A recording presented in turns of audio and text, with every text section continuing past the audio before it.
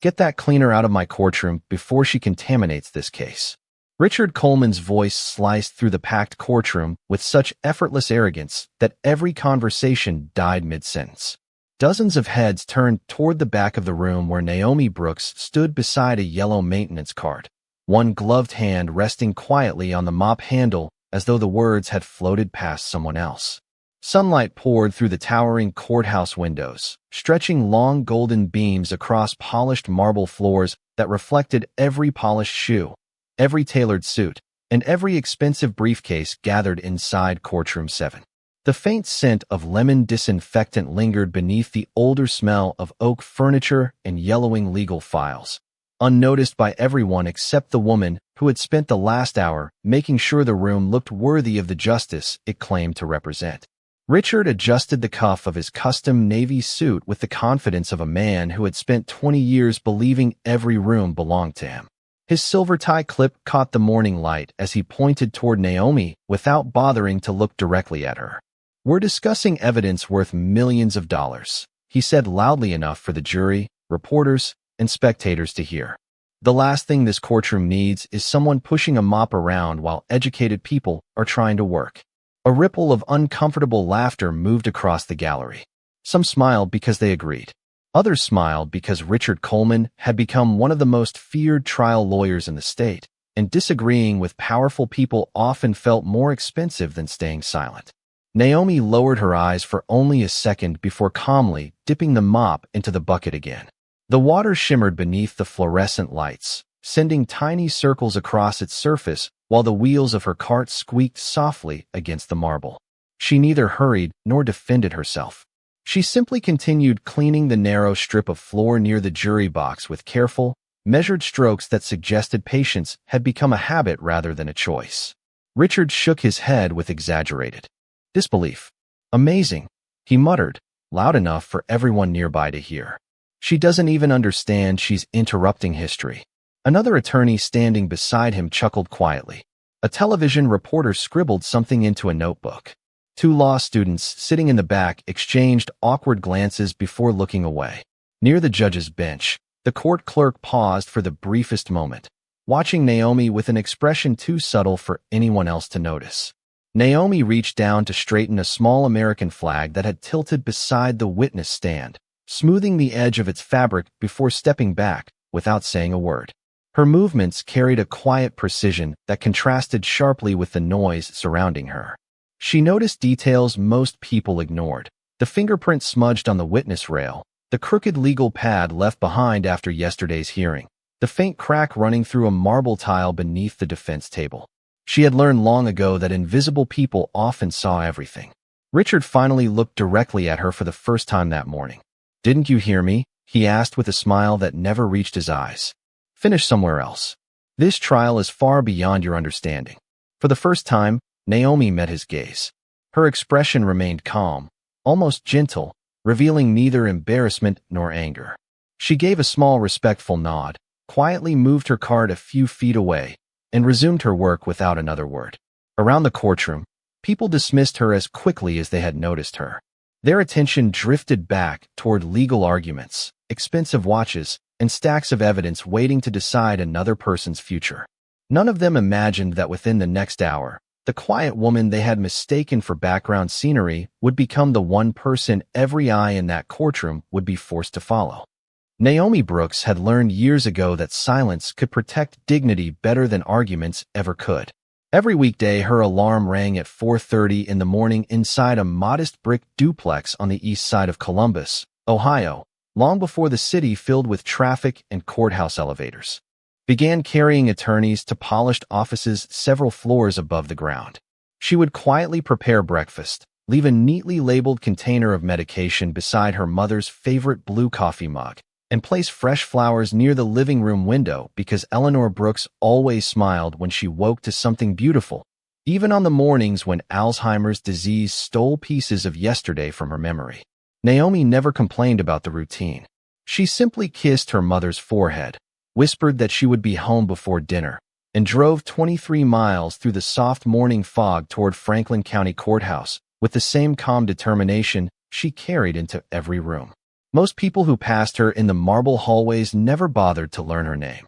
To them, she was simply the cleaner pushing a maintenance cart from courtroom to courtroom while conversations about million-dollar lawsuits, constitutional rights, and corporate negotiations echoed around her.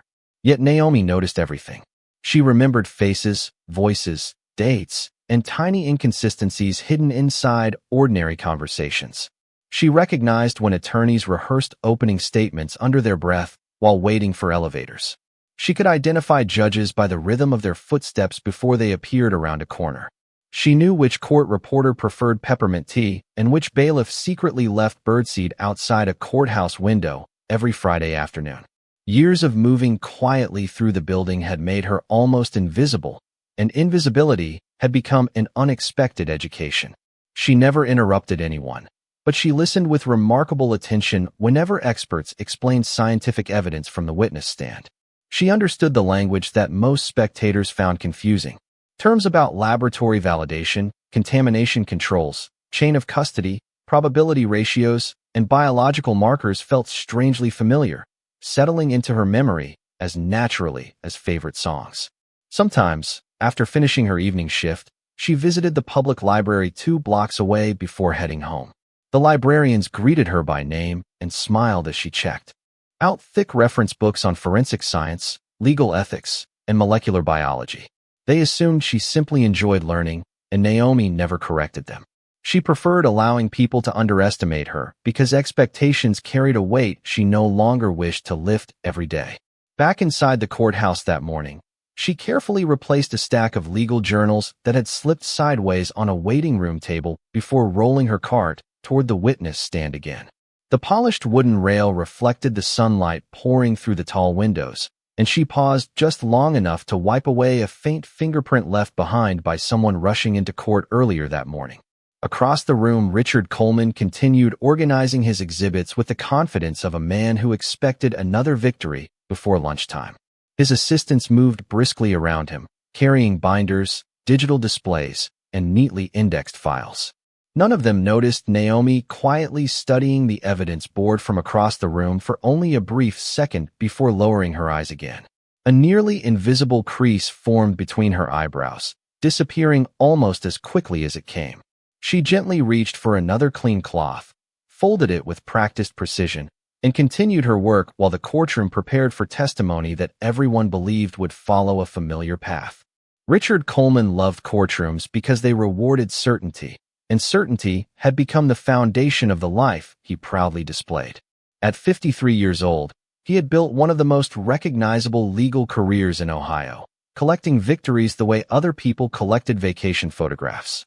Framed newspaper headlines covered the walls of his downtown office, each one celebrating another high-profile verdict, another television interview, another client willing to pay extraordinary fees for his confidence. His colleagues admired his preparation. His opponents feared his cross-examinations. Reporters described him as relentless, brilliant, and impossible to surprise. Richard embraced every compliment because they confirmed what he already believed about himself.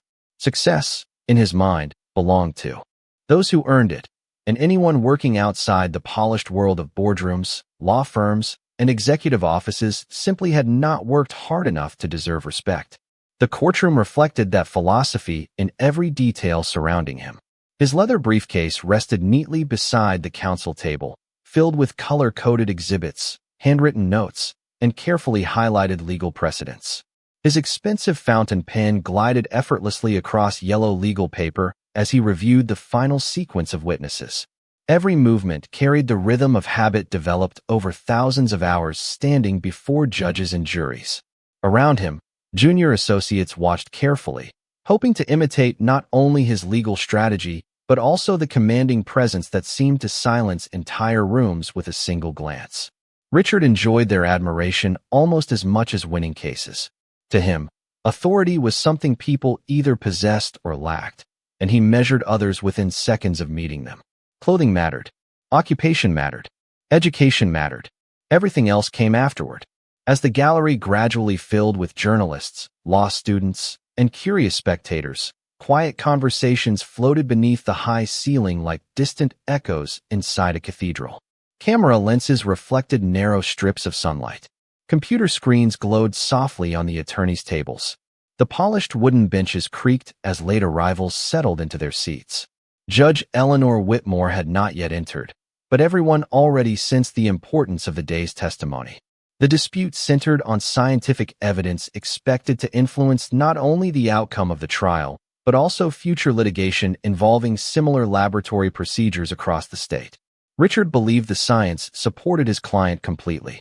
He had repeated that confidence during interviews, private meetings, and strategy sessions for weeks. Across the room, Naomi continued wiping fingerprints from the brass railing surrounding the witness stand. She worked quietly enough that most people stopped noticing her altogether. Richard noticed only when she crossed his field of vision. He frowned briefly before turning toward one of his associates. "I do not understand why maintenance cannot finish before professionals arrive," he remarked, adjusting the sleeve of his tailored jacket. His associate offered an uncomfortable smile, but said nothing. Richard continued speaking in the same dismissive tone. "People should know where they belong. Courtrooms are for legal minds, not cleaning crews wandering around during important proceedings." His words were not whispered. Several nearby spectators heard them clearly, though no one responded. Naomi simply reached for another clean cloth, polished the edge of the witness rail until it reflected the morning light like glass, and quietly rolled her cart toward the rear of the courtroom. Richard watched her leave with complete confidence that she would disappear into the background where, in his opinion, she belonged. He never imagined that the very witness whose testimony he had spent months preparing to challenge would soon become far less important than the woman he had already decided was invisible. The heavy wooden door behind the judge's bench opened with a measured creak, and every conversation dissolved into respectful silence as Judge Eleanor Whitmore entered the courtroom. Black robes brushed lightly against the polished floor while the bailiff announced the beginning of the session. Everyone rose together, chairs sliding softly across marble before settling again at the judge's signal. Morning light continued spilling through the tall windows, illuminating floating dust particles that drifted lazily above the courtroom like tiny sparks suspended in still air. Judge Whitmore adjusted her reading glasses and carefully reviewed the case file resting before her. Her calm expression revealed nothing, yet those who appeared before her regularly understood she noticed details other judges often overlooked. Richard Coleman stood confidently, buttoning his jacket before delivering his opening remarks with practiced precision. His voice carried easily through the courtroom, smooth and controlled, guiding the jury through timelines, laboratory reports, and scientific conclusions he believed would secure another victory. Every exhibit appeared exactly where it should. Every sentence landed with calculated confidence. Even the reporters sitting near the back exchanged approving glances while typing notes into their laptops. Naomi quietly guided her maintenance cart toward the side exit, believing her work inside the courtroom had ended for the morning. She had nearly reached the doorway when an unexpected exchange interrupted the carefully rehearsed rhythm of the proceedings. Richard's lead forensic witness had still not arrived. One assistant hurried toward the clerk's desk carrying a cell phone, whispering urgently before handing over a folded note. The clerk approached the bench, and Judge Whitmore read the message without changing her expression. A faint crease appeared between her eyebrows before she looked toward the courtroom clock. Nearly 20 minutes had passed beyond the scheduled testimony. The judge placed the note beside her legal pad and spoke calmly. "Counselor Coleman, has your expert encountered an emergency?" Richard hesitated for the first time that morning. "Your Honor, I have been informed there has been an unexpected delay due to a highway accident several miles outside the city. He should arrive shortly." Judge Whitmore remained silent for several seconds, fingertips resting lightly on the edge of the bench. The stillness filled the room more completely than any raised voice could have.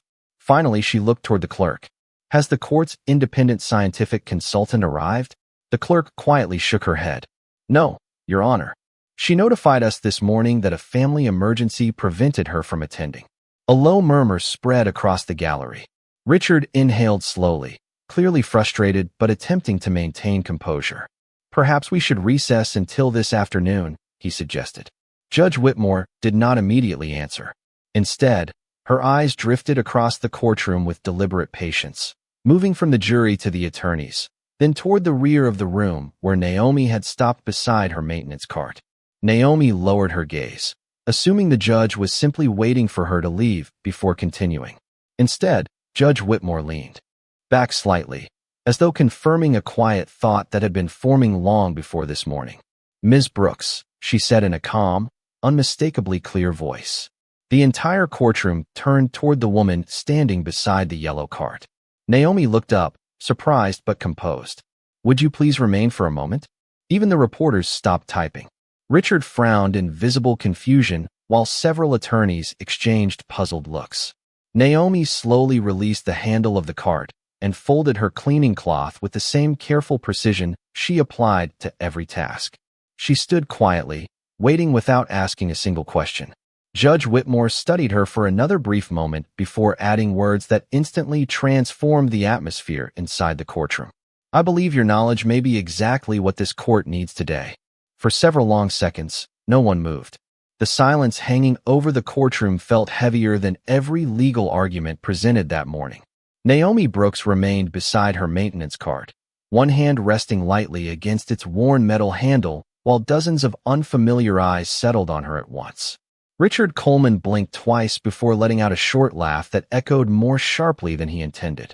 "Your Honor," he said with an amused smile. "Surely there has been some misunderstanding." Judge Eleanor Whitmore did not respond immediately. She simply continued looking toward Naomi with the same calm certainty that had silenced countless attorneys throughout her career. Richard spread one hand toward the back of the courtroom. "She is part of the cleaning staff." A few people shifted awkwardly on the wooden benches. Others exchanged uncertain glances without speaking.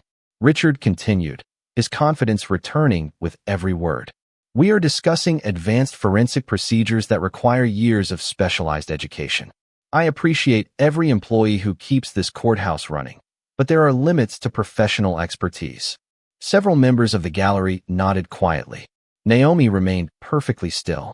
Her expression revealed neither embarrassment nor frustration. She simply listened. Judge Whitmore folded her hands together. "Ms. Brooks," she said gently, "would you please step forward?" Naomi looked down at the folded microfiber cloth resting in her hand. She carefully placed it beside the spray bottle on her cart, removed her light gray work gloves one finger at a time, folded them neatly, and laid them beside the cloth before beginning the slow walk toward the witness stand. The squeak of her practical black shoes against polished marble became the only sound inside the courtroom. Every measured step seemed to erase another layer of certainty from the room. Richard watched with visible disbelief. One of his junior associates leaned closer and whispered, "Do you know her?" Richard answered without taking his eyes off Naomi. "No, and I do not need to." Naomi stopped several feet from the witness stand and waited respectfully with her hands loosely folded in front of her. Judge Whitmore offered a small nod. "Thank you for remaining." Richard shook his head. "Your Honor, with respect, delaying this proceeding for theatrics serves no one. My expert witness will arrive shortly." "Perhaps," Judge Whitmore replied calmly. "But until then, the court still has responsibilities." Richard's smile became noticeably thinner. "Surely we are not considering testimony from someone whose responsibilities include mopping courtroom floors." A faint murmur traveled across the gallery again. Naomi lowered her eyes for a brief moment before looking back toward the bench. She did not answer the insult. She did not defend herself. The quiet dignity in her posture contrasted sharply with the growing tension surrounding her. Judge Whitmore reached for a slim folder resting beneath the primary case file. Its edges showed years of careful use rather than recent preparation. She placed the folder on the bench without opening it.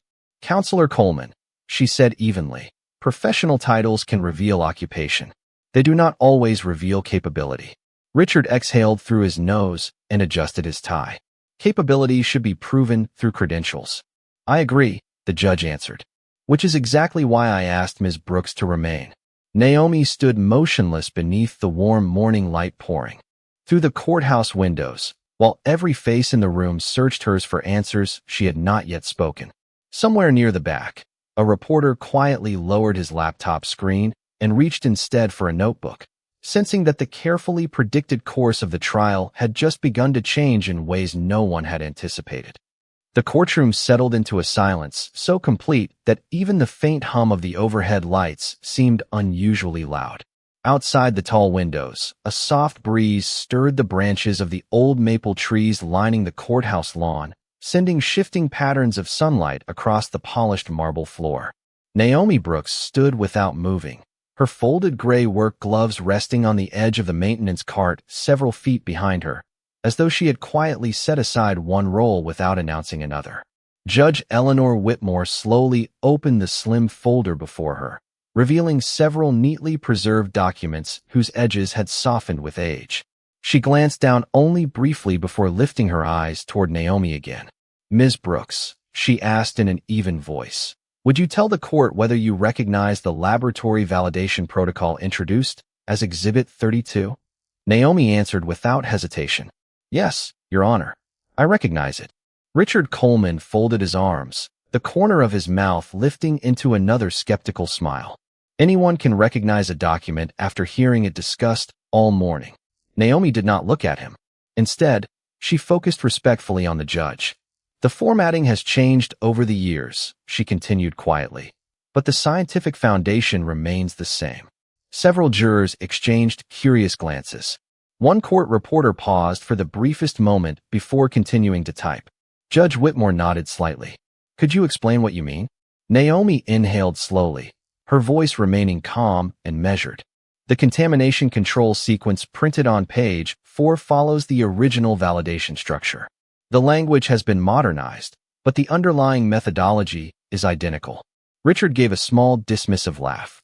"That is a remarkable observation for someone who cleans courtrooms." Still, Naomi showed no sign of irritation. Her hands remained gently folded, her posture relaxed, her tone unchanged. "Scientific procedures are designed to remain consistent," she answered simply. "People may rewrite the wording. Reliable science rarely changes without careful evidence." The room grew even quieter. Sunlight reflected across the witness rail, casting warm bands of gold over the polished oak, while tiny particles floated almost motionless in the air. Judge Whitmore carefully removed a pair of reading glasses and placed them beside the open folder. "There is one more question, Ms. Brooks." Naomi inclined her head respectfully. "Yes, Your Honor." The judge rested one hand lightly on the document before her. "Do you remember writing the first version of this validation protocol?" Time itself seemed to hesitate. Richard's smile disappeared. His junior associates looked toward one another with widening eyes before returning their attention to Naomi. A reporter slowly lowered his pen, uncertain whether he had heard the question correctly. Naomi remained silent for only a heartbeat before answering with quiet honesty. "Yes, Your Honor. I do." No pride entered her voice. No dramatic gesture followed her words. They landed with the quiet certainty of a fact that had never required applause. Judge Whitmore gave a small nod, as though confirming something she had known long before this morning. Across the courtroom, the confidence that had filled Richard Coleman's expression since the beginning of the trial began to give way to uncertainty. For the first time that day, he looked directly at Naomi not as part of the background, not as a courthouse employee, but as someone whose presence he could no longer explain with the assumptions he had carried into the room. No one spoke.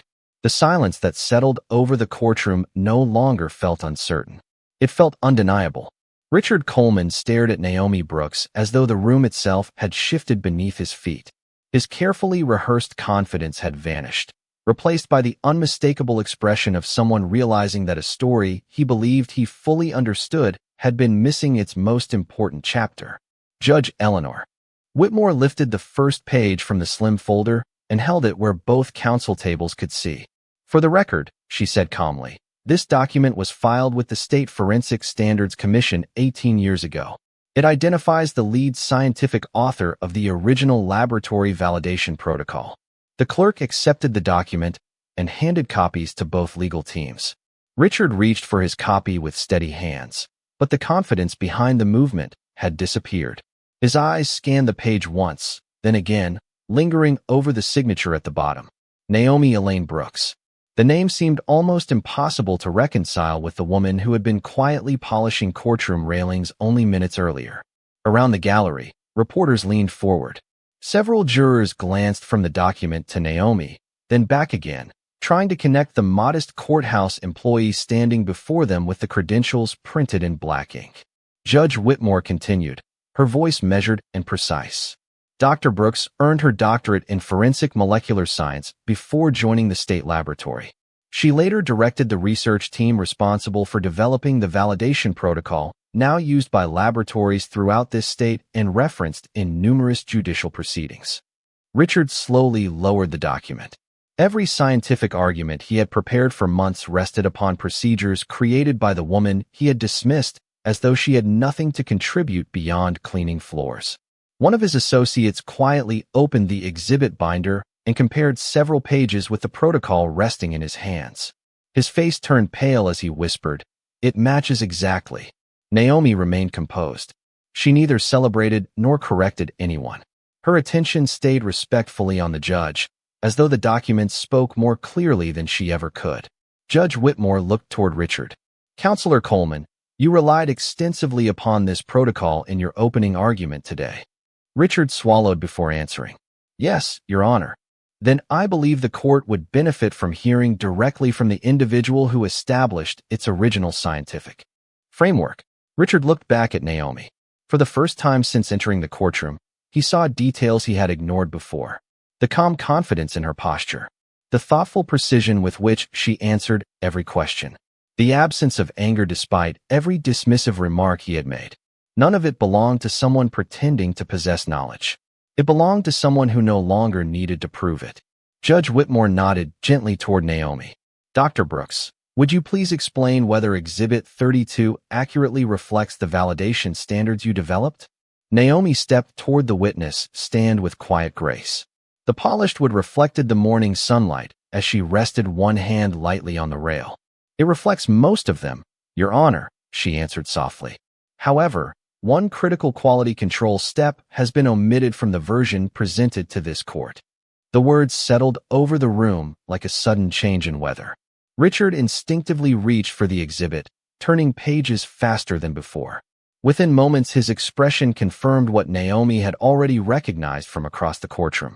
The protocol submitted as evidence was incomplete. The omission did not invalidate the science, but it fundamentally changed how the laboratory results should be interpreted. Every confident conclusion Richard had built throughout the morning now required careful reconsideration. The woman he had treated as invisible had noticed, from across the room, what an entire team of experienced attorneys had failed to see. The courtroom remained unusually quiet as Naomi Brooks calmly explained the missing quality control step, speaking with the same steady voice she had used moments earlier. She did not rush. She did not attempt to impress anyone. Instead, she described the scientific process in language simple enough for every juror to understand, carefully explaining how even a single omitted verification could alter the confidence placed in laboratory findings without necessarily changing the underlying evidence itself. Judge Eleanor Whitmore listened attentively while several jurors took careful notes. Reporters who had expected an ordinary day of legal arguments now wrote with renewed urgency, realizing they were witnessing something none of them had anticipated. Richard Coleman followed every word while comparing the protocol in his exhibit binder against the original document resting on counsel table. The difference Naomi identified was unmistakable. It had been present all along, hidden in plain sight, overlooked not because it was impossible to find, but because everyone had assumed the printed copy was complete. Richard slowly closed the binder and rested both hands on the table. The polished confidence that had defined him throughout the morning had been replaced by thoughtful silence. After a long moment, he stood. The movement drew every eye in the courtroom toward him once again. He looked first at Judge Whitmore before turning toward Naomi. For several seconds, he seemed unable to find the words he wanted. Finally, he spoke quietly. "Dr. Brooks, I owe you an apology." No one interrupted. "This morning I judged you by your uniform instead of your character. I assumed your work determined your worth. I was wrong." The honesty in his voice surprised even his own associates. Naomi looked at him with the same calm expression she had carried since entering the courtroom hours earlier. There was no satisfaction in her eyes, no desire to prolong his embarrassment. She simply listened. Richard continued, "I have spent my career asking juries not to make assumptions without evidence. Today I failed to follow my own principle. The admission settled gently across the room. Judge Whitmore watched in silence, allowing the moment to unfold without interference. Naomi offered a small, gracious smile before answering. We all make decisions based on what we think we see. Her voice remained soft, yet every word carried through the courtroom with remarkable clarity. The important part is deciding whether we are willing to look again. Richard lowered his head briefly, acknowledging the truth in her words. Naomi continued, a uniform tells people what someone is doing today. It does not tell them everything they have learned, everything they have sacrificed, or everything they are capable of becoming. Several jurors exchanged thoughtful glances. Even the court reporter paused for a brief second before continuing to type. Judge Whitmore closed the folder containing Naomi's credentials and smiled warmly. Dr. Brooks, the court appreciates both your expertise and your professionalism. Your willingness to assist today has helped ensure these proceedings remain fair. Naomi inclined her head respectfully. Thank you, Your Honor. The judge then added, if you would be willing, I would like to discuss the possibility of appointing you as an independent scientific advisor for future cases requiring specialized forensic review. A quiet murmur spread through the gallery once more, but this time it carried admiration instead of curiosity. Naomi accepted the compliment with characteristic humility. I would be honored to help if my experience can serve the court. Richard looked at her once more, not as the woman he had dismissed that morning, but as a respected scientist whose quiet integrity had taught him a lesson no courtroom victory ever could. In that peaceful silence, respect finally replaced prejudice, and no one in the room failed to recognize the difference. By late afternoon, the courthouse had grown quieter, the hurried footsteps of attorneys replaced by the softer rhythm of custodians preparing the building for another day to come. Warm sunlight filtered through the tall windows one final time before settling into long amber reflections across the marble floor Naomi Brooks had polished countless mornings before anyone else arrived. The courtroom that had been filled with tension only hours earlier now stood almost empty. Stacks of legal files had disappeared. The jury seats were vacant. The witness stand rested beneath a gentle glow of fading daylight, carrying no trace of the remarkable conversation that had unfolded there except in the memories of everyone fortunate enough to witness it. Naomi walked slowly back toward the maintenance cart, waiting exactly where she had left it. Her neatly folded gloves still rested beside the spray bottle, untouched since Judge Eleanor Whitmore had called her forward. She picked them up with the same quiet care she used every day, slipping them back onto her hands without ceremony. There was no celebration waiting for her in the hallway. No television cameras surrounded her. No applause echoed through the building. She simply returned to the work she had promised herself she would finish before going home to her mother. As she guided the cart through the corridor, courthouse employees who had passed her for years with hurried nods now paused to greet her by name. A young law clerk held the heavy door open with a warm smile. Two deputies stepped aside without speaking, each offering a respectful nod. The recognition felt different from admiration. It felt like understanding. A few moments later, Richard Coleman emerged from the courtroom carrying his briefcase. He noticed Naomi wiping fingerprints from the brass railing outside the judge's chambers with the same patience she had shown throughout the day. He stopped several feet away, watching quietly before approaching. Dr. Brooks, he said gently. Naomi looked up and smiled politely. Richard extended his hand, not with the confidence of a famous attorney, but with the humility of someone who had learned an unforgettable lesson. Naomi accepted the handshake without hesitation. It lasted only a moment, yet it carried more sincerity than any speech either of them could have given. Richard glanced toward the neatly arranged maintenance cart before looking back at her. I hope one day I earn the kind of respect you showed today. Naomi answered with the same calm grace that had defined every difficult moment. Respect grows when we choose to see people before we judge them. Richard nodded slowly. There was nothing left to argue because truth required no defense. As he walked away, he noticed the courthouse differently than he ever had before. The security officer greeting visitors at the entrance, the clerk organizing tomorrow's docket, the maintenance crew quietly preparing empty hallways for another morning. Each person contributed to justice in ways that titles alone could never measure. Naomi finished polishing the last section of brass until it reflected the golden evening light like a mirror. She gathered her supplies, pushed the cart toward the front entrance, and stepped outside into the cool Ohio air. The courthouse stood behind her, strong and timeless beneath a sky painted with fading shades of blue and gold. A gentle breeze lifted the edges of the maple leaves overhead as she paused for one quiet breath before beginning the drive home. Tomorrow she would return before sunrise, just as she always had. The only difference was that the people inside the building would never again mistake humility for weakness or kindness for ordinary. And as the last light of day settled across the courthouse steps, it became clear that the greatest victories are not the ones that change a verdict, but the ones that change a human heart.